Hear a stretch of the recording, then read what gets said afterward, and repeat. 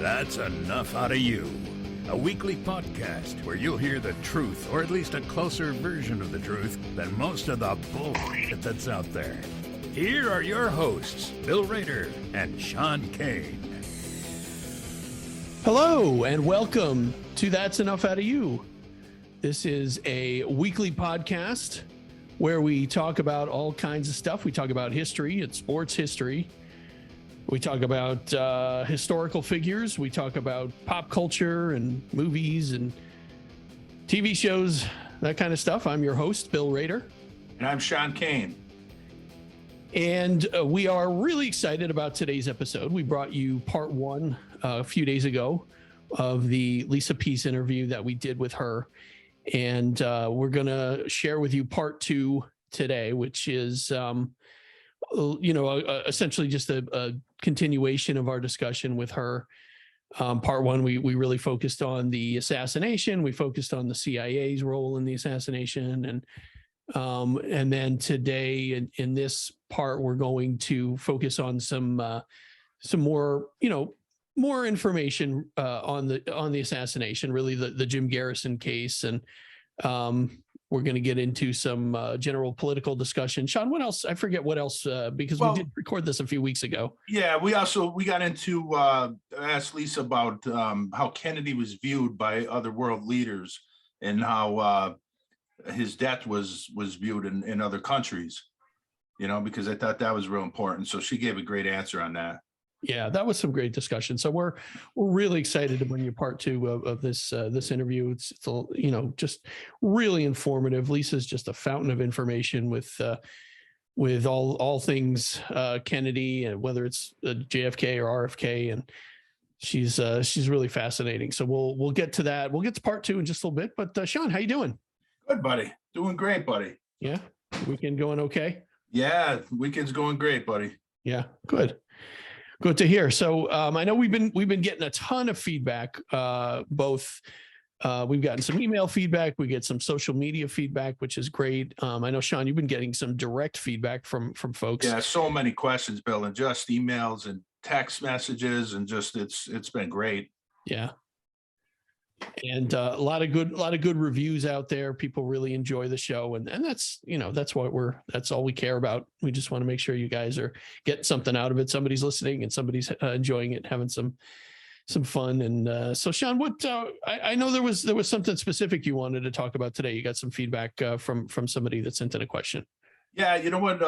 Our good buddy Scott Hopkins had a great question, so I want to answer that and get your feedback on it too. But this is his question. He said, so Sean, this was right after the episode when we talked about Oswald's 201 file and the Mexico City trip.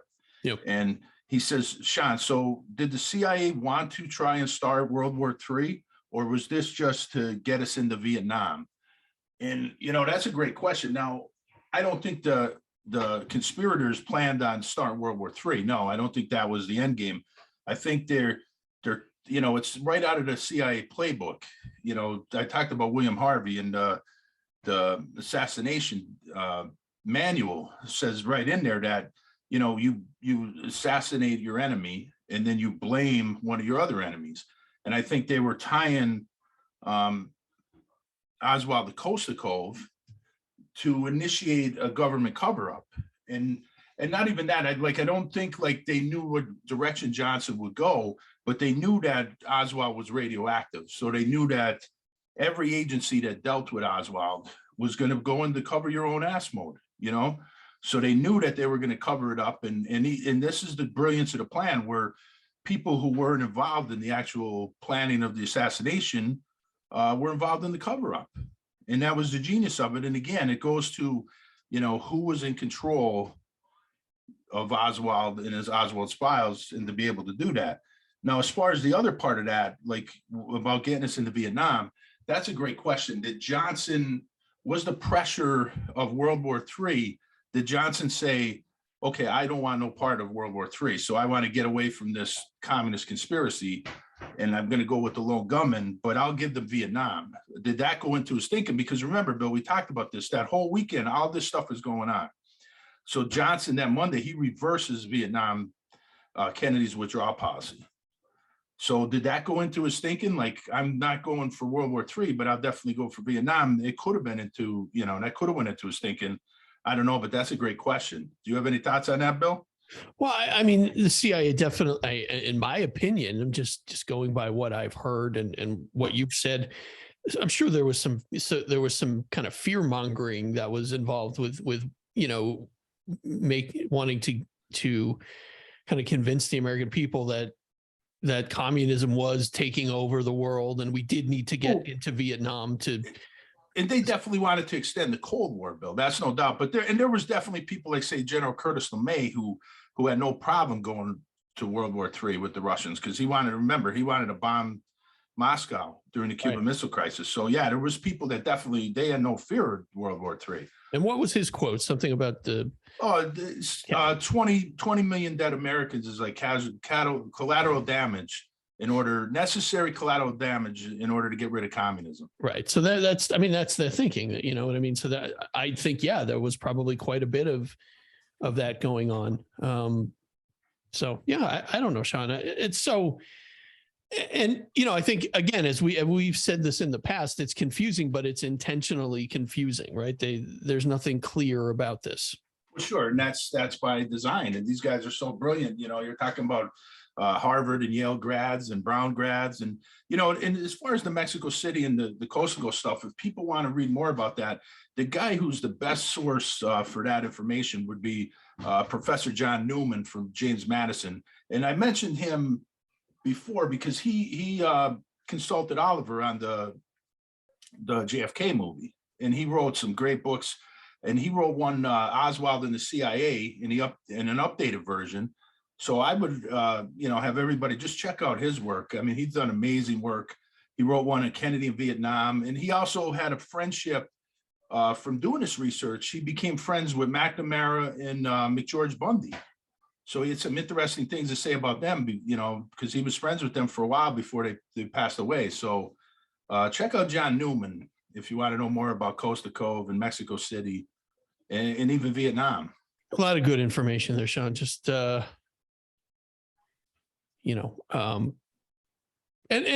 again, there's really no clear answer to Hop's question. I think that there's just so many different ways you can. There's no way to really answer. I don't. You'd have to get into the mind of Lyndon Johnson. Right. Yeah. But I think it's a great question. Yeah. Definitely great question. Keep them coming. Hey, what else, Sean? What else we got? Any other feedback you want to get to? Just a lot of questions on Alan Dulles and stuff, and just, a lot of, I'm sure we're going to get a lot more when we get into this interview, because one of the things with Lisa that I wish we were able to get in more detail about is like some of these myths on that she said that she did some research herself, that the mob did not rig the election to get Kennedy elected. And the mob's connection with Kennedy, that wasn't true, and all that stuff. Lisa did a lot of work on that, and I hope down the road I want to do an episode on Sam Giancana, and we could kind of tie to that, and we could talk about that, because there's so many stuff that it's accepted on the street, Bill. It's just like legend anymore, and people just accept it as fact, and it's really not. You're talking about Joe Kennedy. Joe Kennedy, and the fact that the mob would rig the election, to help the Kennedys, and it's just stuff like that. Lisa mentions that, but we didn't have enough time to go into detail on that. And the evidence, the evidence. I mean, look at how hard Robert Kennedy went after the mob when he was Attorney General. If they helped his brother get elected, I'm sure he wouldn't. You're not going to bite the hand that feeds you, especially when it's the mafia. Sure, but Bill, not only after he was Attorney General, before, when they were on the McClellan committee with the Senate Racket Committee, John and Bobby were both attacking the mafia. Now that's in the late 50s, where they went after Jimmy Hoffa, they went after Sam Giancana, and now you're telling me that these smart guys, these guys that, I mean, say what you want about them, but these mob bosses are cagey. They're masters of avoiding self-incrimination. I mean, and these guys are going to turn around and they're going to help get elected a guy who's been hammering them for 5 years. Right. Yeah. You know what I mean? It makes no sense. Crazy. And the last thing, Bill, is a lot of people, just a lot of questions on Alan Dulles and how, basically people asking me like, how did this man escape history? And that's a great question, but it's because they're saying to me, like, it's so obvious, like, when you go into all this stuff, but why is this just coming out now? And it's like, well, Dulles was like, he's like the Godfather before the movie, Bill. Like, keep your friends close, but your enemies closer. You know what I mean? Like, I've always thought of him as like what the mafia wants to be. They want to control everything and not be noticed and have nobody know who they are. But of course, before John Gotti and before they became kind of media stars. But before that, in the days of, like you said, Giancana and the older mafia, the mustache Pete's, where they didn't want anybody to know who they were. But Bill, he's like the smoker man in the X-Files. You know what I mean? Exactly. In the book, Bill, The Devil's Chessboard. I mean, what appropriate title of a book for Alan Dulles. I mean, he is the devil controlling the chessboard, and everybody on it is a pawn. He's just moving around. And, that's a book by David Talbot. And that's another person I think people should check out if they want to know more about Alan Dulles. But I mean, just think about this, Bill. Like, say you're like, what's the chances? Like, if we got any like statistics people listening to this, like, what's the chances that Alan Dulles would have all these connections to the alleged assassin of the president, and it all be a coincidence?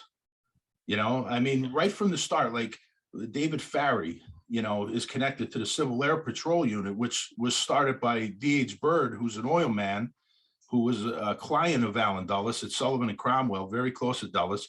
And he actually owned this Texas School Book Depository. And he was given an award by another Dulles friend that we mentioned earlier, General Curtis LeMay. Then he goes, he defects to the Soviet Union, but he's part of the false defector program that's being run out of Navy intelligence with the help of James Angleton, Dulles's main guy, the counterintelligence chief, who rigs Oswald files. He's controlling Oswald's files from 1959 up to the time of the assassination. Then Oswald goes to Dallas. He meets George de Mohrenschildt, who Dulles knew since he was 10 years old. Then he goes on to Ruth and Michael Payne, who both have connections to Alan Dulles. He goes to New Orleans, and Oswald is connected to all people working for Alan Dulles' key guys like David Atlee Phillips. I mean, the chances that all that's a coincidence, Bill, has got to be like 1 trillion to 1. Right. It's like like he's Forrest Gump, except that he's not just a witness to this stuff. He's causing most of it. The other thing, Bill, is George de Mohrenschildt was interviewed by the Warren Commission, and the lawyer, when the lawyer interviewed de Mohrenschildt, who's in the room with him? Alan Dulles. Mm-hmm. And Alan Dulles didn't ask any questions to Mohrenschildt. He didn't say nothing, but he certainly didn't come out and say to the lawyer, do you know, I know this guy since I was 10 years old, since he was 10 years old. I mean, he certainly didn't bring out the connection, but de Mohrenschildt later said that, he thought Dulles was trying to intimidate him by giving him the evil stare, And of course, de Mohrenschildt, Bill, later on, when he, with the House Select Committee on Assassinations, a great investigator by the name of Gaetan Fonzi, he went down to see de Mohrenschildt down in Florida ahead of the subpoena they were going to issue for de Mohrenschildt. And he wanted to talk to him first. And he found his daughter down there. De Mohrenschildt wasn't home. And he told his daughter, that he wanted to talk to him. And he gave him his card. He told him what he wanted. And he wanted to talk to him ahead of the subpoena. And then Fonzie leaves. He's driving back. De Mohrenschildt comes home. The daughter gives him the card, tells him the story, and then leaves. And then an hour later, he's found dead, shotgun blast to the head. So it's like, now there's all kinds of suspicions about what happened. And the thing is this, Bill, you can't tell me that's a coincidence. If it was a suicide, right, then de Mohrenschildt had a secret about Oswald that he didn't want the rest of the world to know.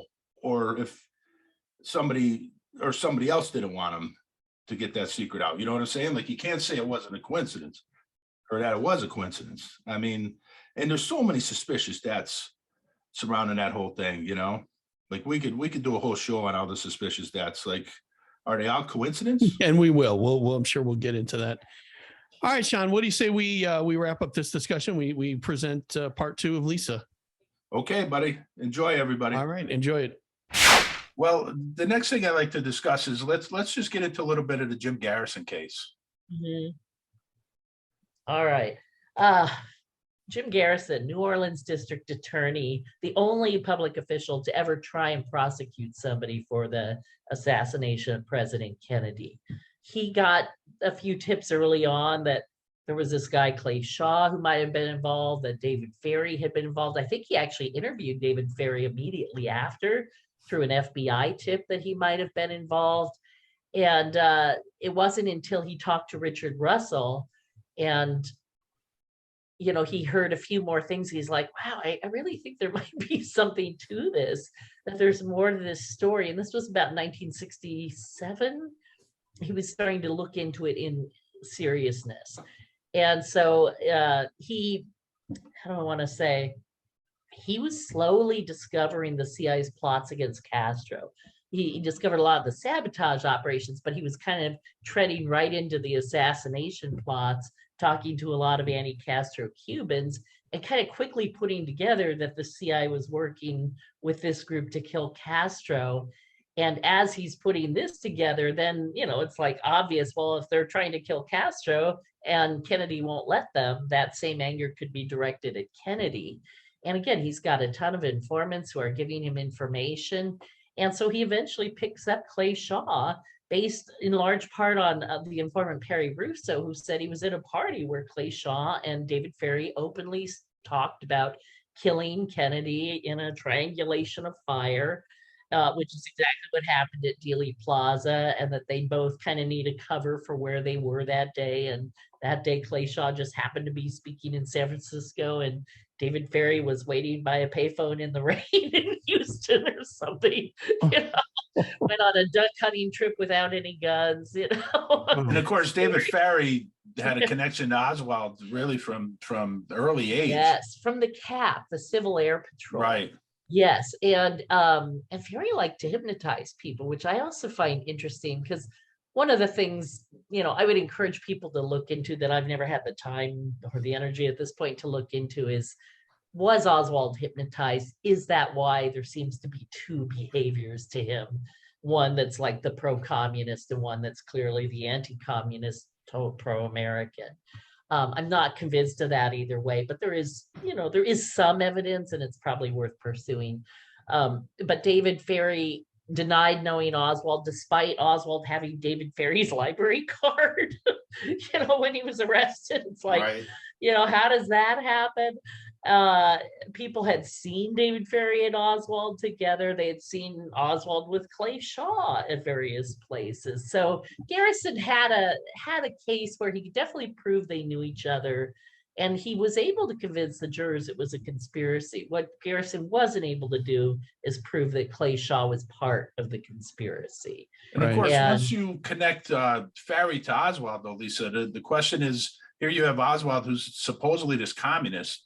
What is he doing with someone like David Ferry, who's all the way to the right? Rabid anti-Castro Cuban, right. And what is he doing with handing out pamphlets from Guy Bannister's office that say, fair play for Cuba?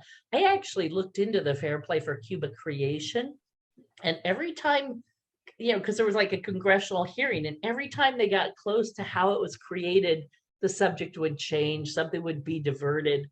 And I started to think, I think the whole fair play for Cuba thing was an operation, a false flag operation to lure in Castro supporters and neutralize them.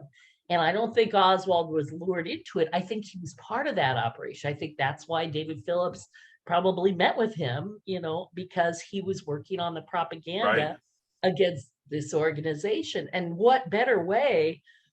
The CIA is really big on twofers. If they can do two things with an operation, it's like, let's not just kill Kennedy. Let's kill Kennedy and blame it on Castro. Exactly. And then we get our twofer. And then we get the excuse to go in and invade Cuba, which they had been trying for every possible angle. In fact, 3 days before Kennedy was killed, Richard Helms goes to, first he goes to Bobby. I don't know why he went to Bobby first. Maybe he thought he'd be more sympathetic, but Richard Helms goes to Bobby, the Attorney General, with a rifle that he claimed was a Cuban rifle recovered from the beaches of Venezuela, and that this was proof that Castro was exporting his revolution to Venezuela.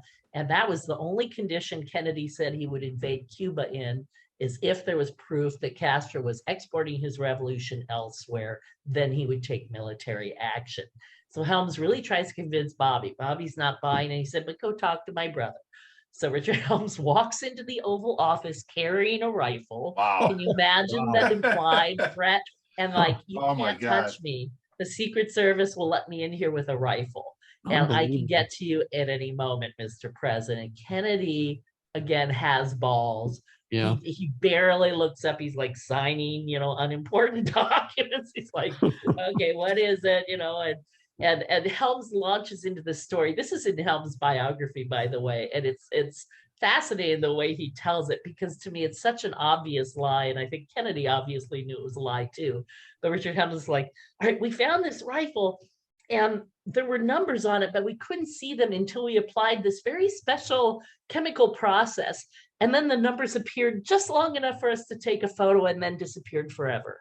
And I'm like, that sounds like Photoshop. I mean, I'm not buying it. And Kennedy is so nonplussed. He's like, well, let me think about it. We could talk about it when I get back from Dallas in 3 days.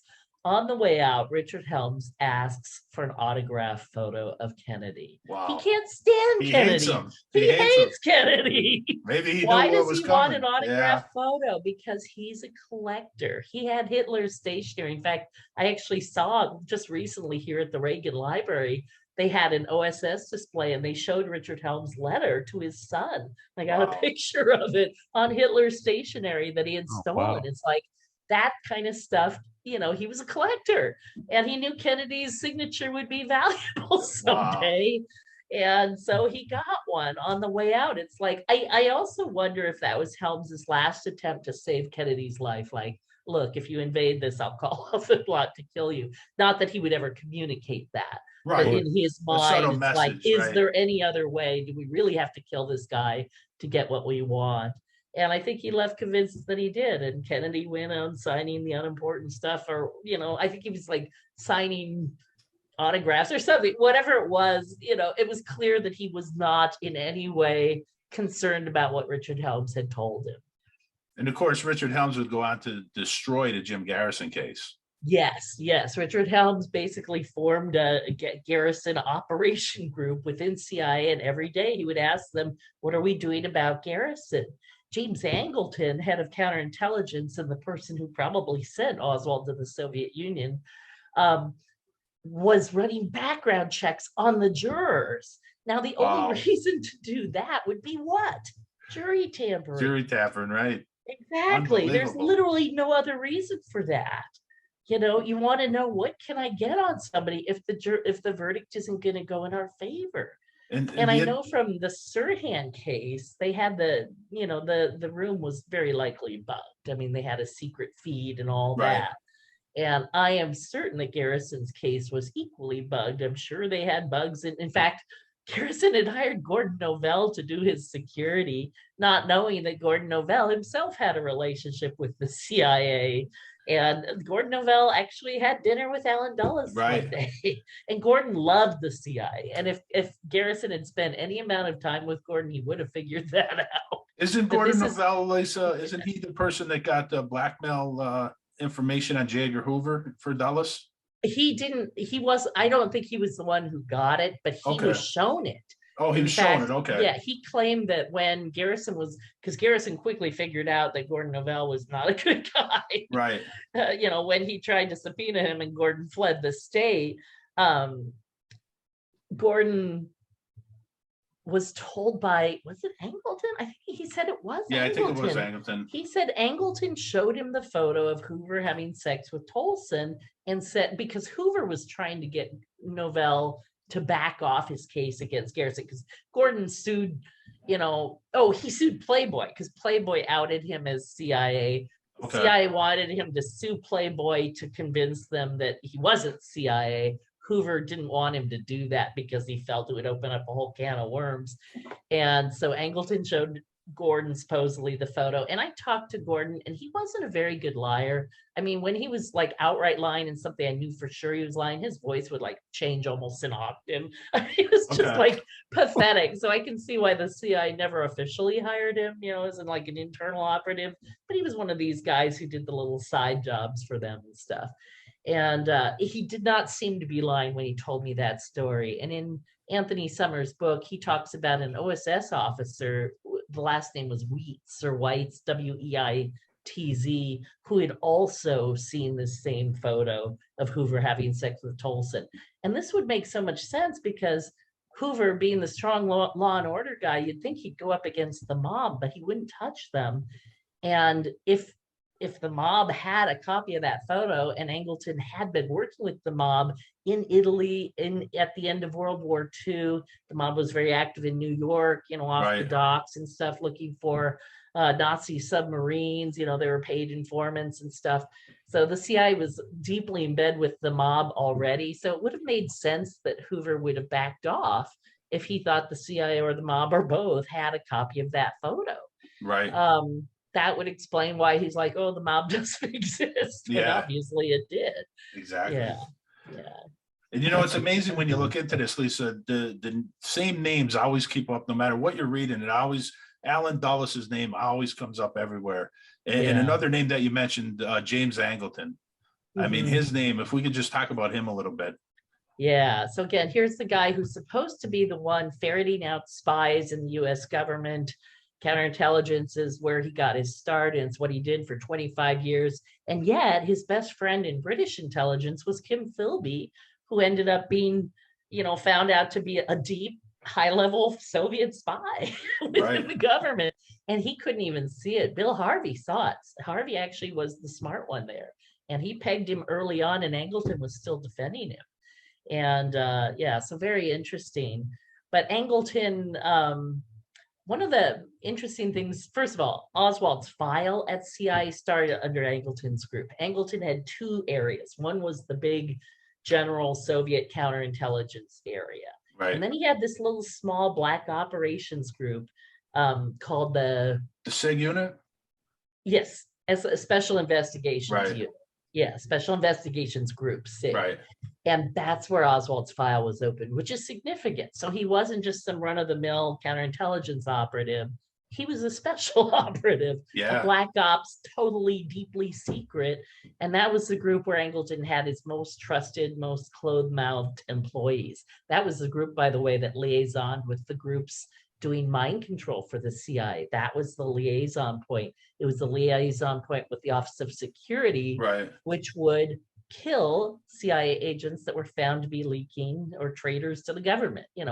If they caught a CIA agent in the act of giving stuff to the Soviets, they'd send the Office of Security to neutralize them one way or another, including literally assassinate them if they had to.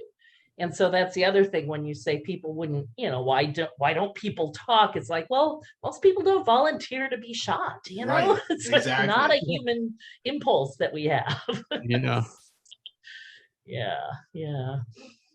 So anyway, Angleton, how do I want to say it? Right before the assassination, Angleton kind of hands over the Oswald file to the Cuba section.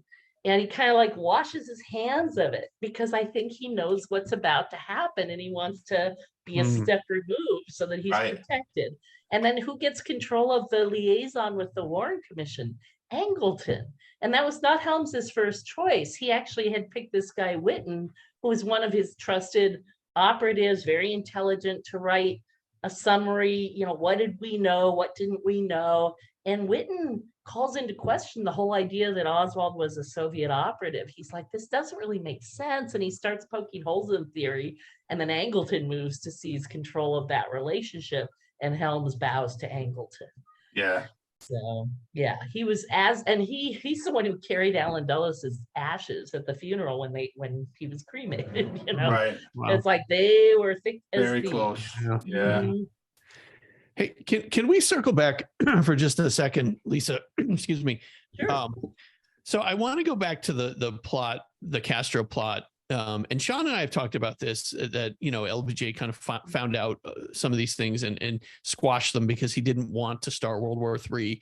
He didn't want to blame the Russians. He didn't want to blame the Cuba. He didn't want to, he didn't want all of this to happen. And so, and I get that. So I get, why we didn't immediately retaliate, quote unquote, retaliate against Castro. Yeah. Yeah, we'd just come out of the Cuban Missile Crisis the year earlier, and that was still very fresh in people's minds. I mean, the brink of nuclear war, essentially. Right. So, yeah, Lyndon didn't want to be the one to tip the trigger to nuclear war. Of course, that was what he was told by who? By the CIA. Right, You exactly. know? And, the not so bright guy that he was, he fell for it. But he did in later years say that he believed the CIA had killed Kennedy. He told that to his top associate. He said, my God, we were running a goddamn murder inc. in the Caribbean. He was not in the loop on that either. And he told the CIA in no uncertain terms, we're not doing that. Right. So, for all his faults, that was one good point for LBJ. He did really shut down the Castro plots because the CIA thought for sure he would go along. And he did go along with them in Vietnam, but he refused to go along with them in Cuba. So then what happened, after, I mean, obviously LBJ, his term ended. What happened? The CIA was so hot to kill Castro. How come it didn't happen in the 20, 30, 40 years after that? I think because Castro had really good intelligence operatives, some of whom had penetrated the CIA. And I don't remember whose book it was in or something. It was probably Gaten Fonzie, but he's like, pretty much every Castro operative in Florida talked a ton. They'd go have drinks and smoke and let everything out and expose every plot that was about to happen. And so Castro was just kind of able to escape all of that because he had really good intelligence. And, it is a small island. You can see a plane coming on radar. You can see a submarine coming. It's like he was kind of, as long as he stayed on that island, he was pretty well protected. And the interesting thing is, Lisa, later on, the anti-Castro Cubans, the CIA would still use them in operations like in the Congo, but they never had, they must have promised them at some point to they were going to kill Castro, but they never did. Yeah. But yet they still would use them. It's kind of a cash cow in the sense that perpetual war in Vietnam is a cash cow. If you say you're going to kill Castro and you get all this money and you can run these operations, but you never actually get them, the operations get to continue. If you kill Castro, then what? Oh my God, we have to find somebody else to kill now.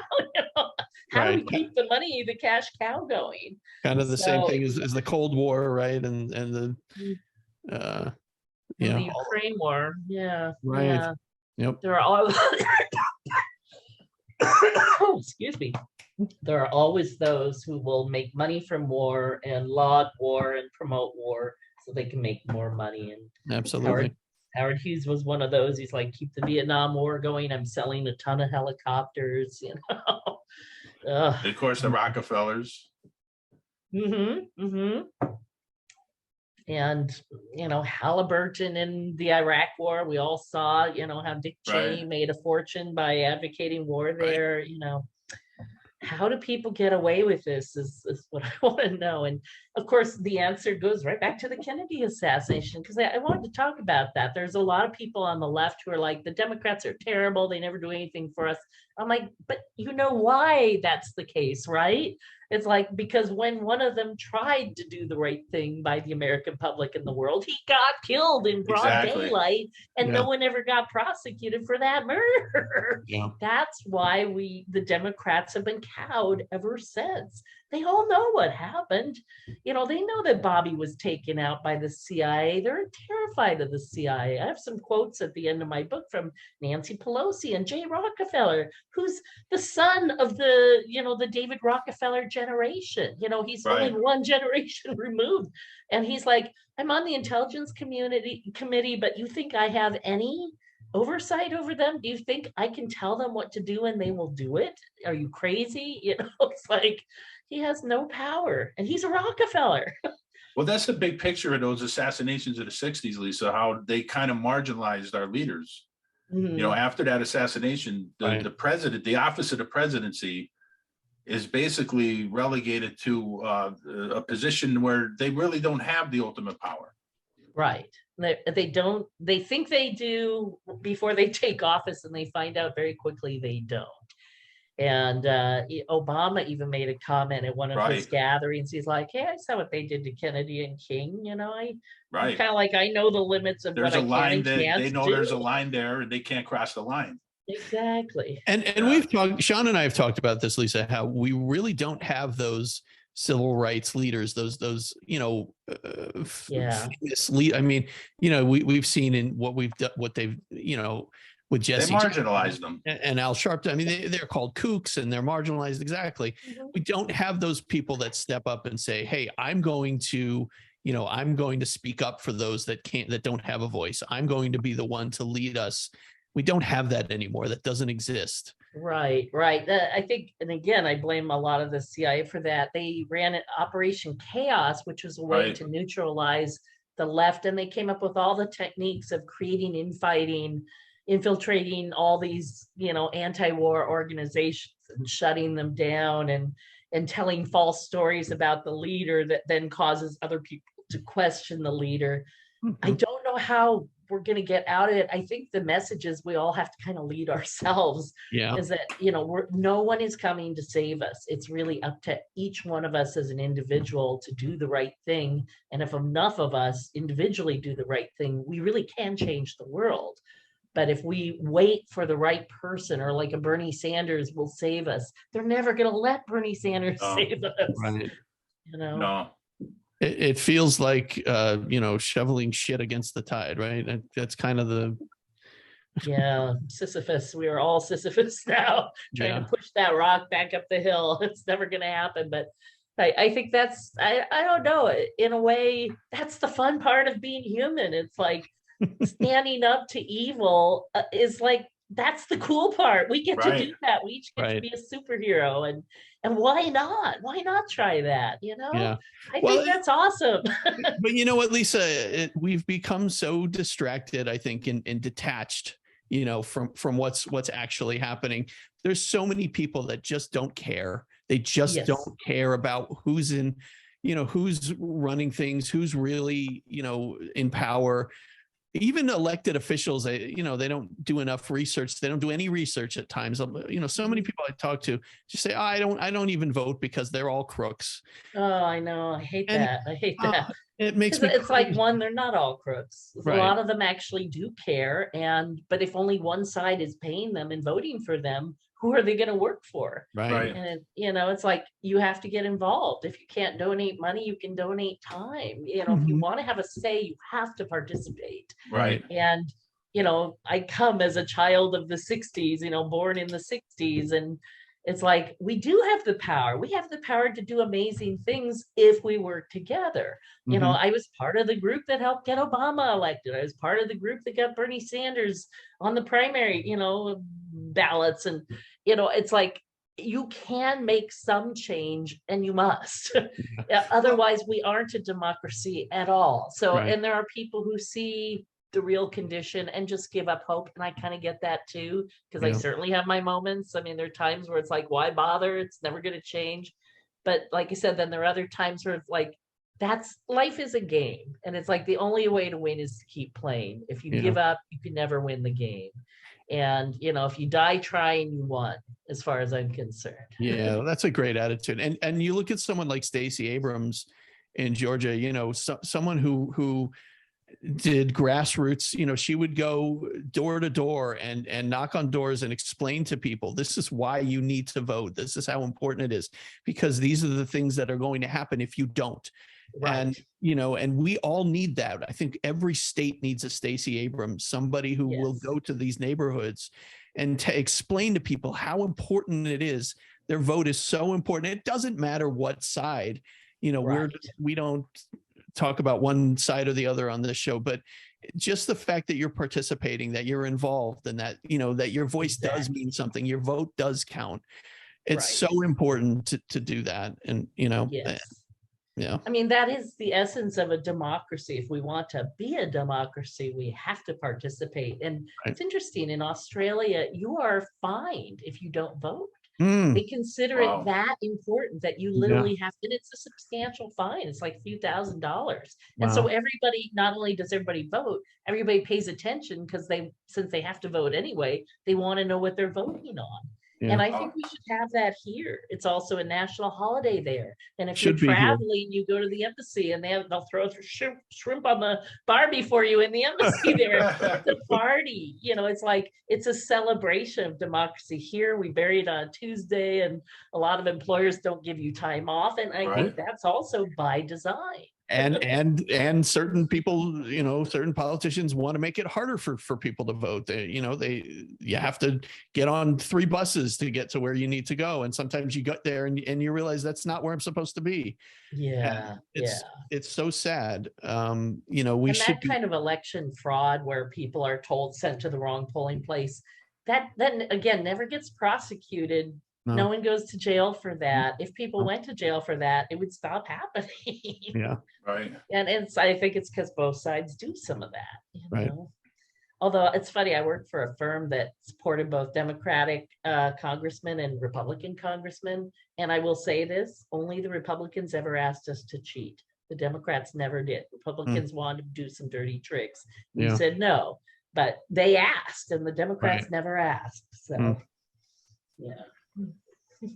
Well, Lisa, this has been really great, but I know we took up a lot of your time here, but the one thing I want to end with is, could we talk a little bit about how JFK's death was received by foreign leaders all over the world? Because I think that's so important. Outside of the CIA, the rest of the world, Kennedy was so popular.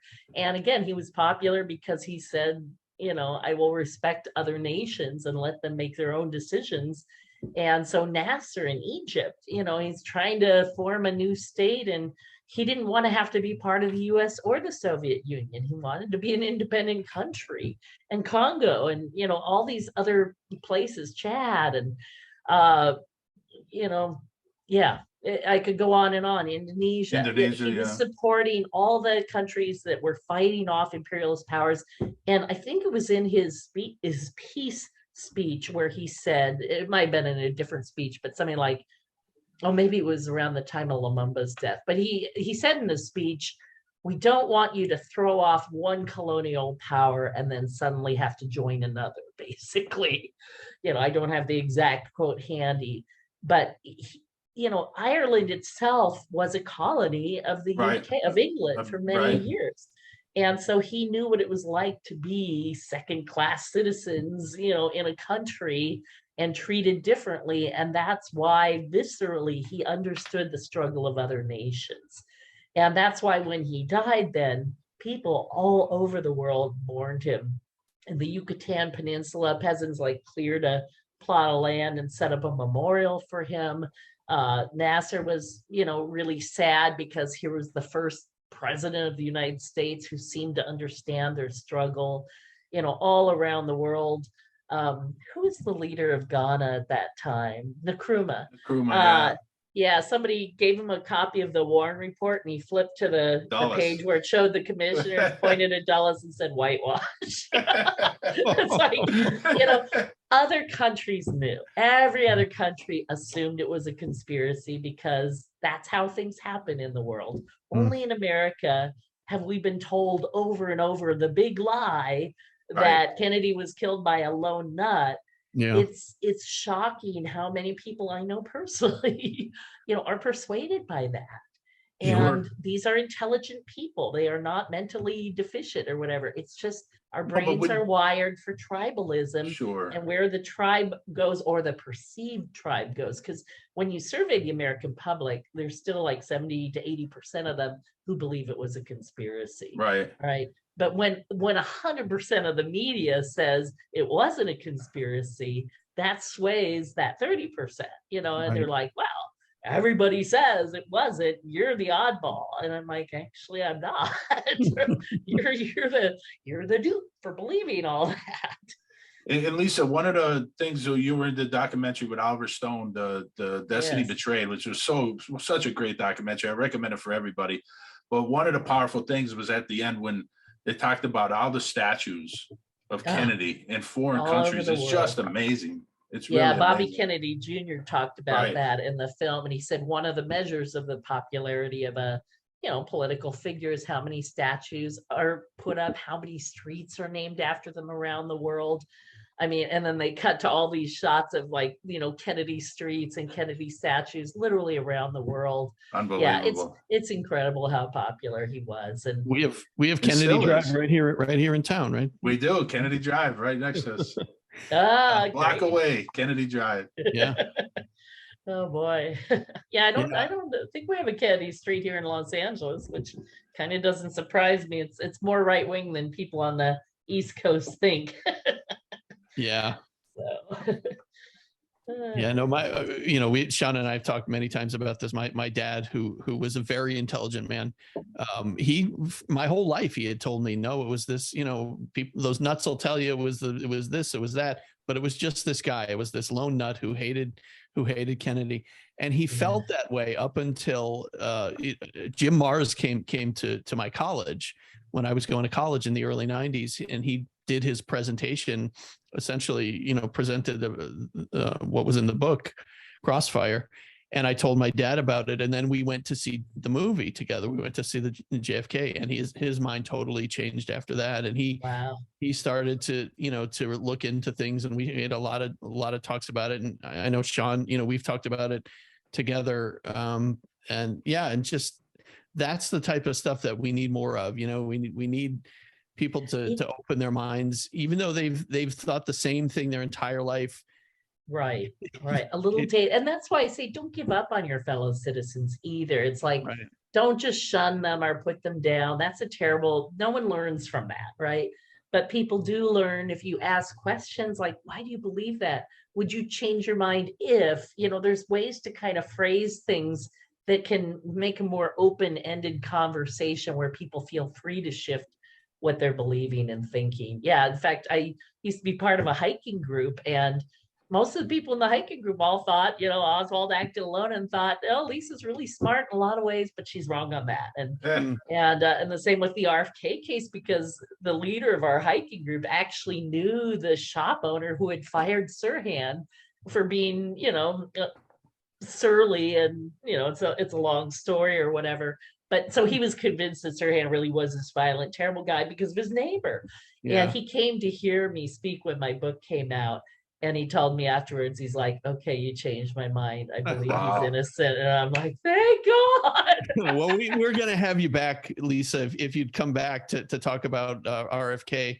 Oh, great. We'd love to have you come back. I mean, we thank you so much. Couldn't thank you enough for doing this today. Sean, I don't know if you had anything else, but. Well, just thanks, Lisa, for coming on. This was great. Yeah. And, thanks for all the research you've done over the years, because it's been amazing. And the work you're doing for Sirhan, I mean, it's just been amazing. And that book is just incredible on RFK. It's the best book on the assassination of Robert Kennedy. There's no doubt about it. But is there anything, Lisa, that you'd like to leave us with? Well, Sirhan is up for parole again. And so it's very important that people write the parole board. And boy, I wish I had my website handy. I've got to put up a notice so that it's really clear where people need to write, because not only do we want them to write the parole board, but his attorney wants copies, because sometimes letters just go missing. Sure. And if she has a copy of the set, she can prove that they skipped a step. So very important to do that. Yeah. I will post that on my blog, which is realhistoryarchives.blogspot.com. Hopefully by the time this airs, I'll have that up. Great. Okay. That's all great. Right. Well, thank you, Lisa, very much. Thank you. Take care. All right, Sean, that was just amazing. I mean, we can't thank Lisa enough for spending time with us. We got enough to do 2 shows, and she was just fantastic. Yeah, she was great, Bill. And I hope we get her back to talk about the Bobby Kennedy assassination, because she wrote the best book on that. And then maybe Martin Luther King, or maybe even more John Kennedy. I mean, she's just a great expert on that entire era, everything on the 60s and the CIA operations. I mean, she's just great. Yep. All right. Well, we hope you guys enjoyed it. And so that essentially wraps up our November for, with all of these JFK shows. Just we had some great content Sean, you did so much research and gave us, you really dropped a lot of knowledge on us, did some great work. And of course, having Lisa on for these 2 shows was fantastic. And yeah, so more great stuff to come. If you liked what you heard over the last month and even the last 2 months since we've been doing our podcast, I encourage you to subscribe, go on YouTube and subscribe to our YouTube channel, and follow our podcast. We're on Apple Podcasts. We are on Spotify. We're on Google. We're on all the podcast outlets, anywhere you can get a podcast. And if you have feedback for us, we're getting a ton of feedback. If you want to give us some feedback on the show, you can email us at that'senoughoutofoushow@gmail.com, or you can just go on YouTube and leave a comment, or our Facebook page or Twitter page, or wherever you can find us. We're on Instagram too. Right, Sean? I think we're everywhere, buddy. And if I urge people to go out, and if they want to read more about this, check out Lisa Pease work, and John Newman and David Talbot and Jim Douglas and Jim D'Eugenio. And you got any questions, write them in, send them in. We'll be happy to answer them. We absolutely will. Some great information out there, and some great information here. Good show. Another good show, Sean. And we'll see you guys. That's enough out of you. All right. Good night, everybody.